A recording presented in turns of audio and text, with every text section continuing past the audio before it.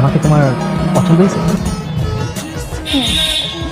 তবে তোমাকে পছন্দ হওয়ার কারণটা জানতে চাও? হ্যাঁ বলো তো কেন? ল সাবজেক্টটা আমার খুব পছন্দ।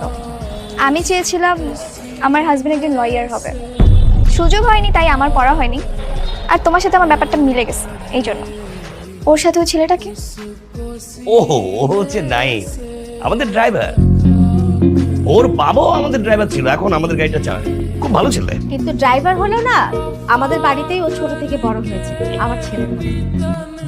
আঙ্কেল হয়েছে কি, অর্ণব বলতে চাচ্ছিল যে আমার হবু ভাবি মনিকা কোথায় আছে, কখন আসবে।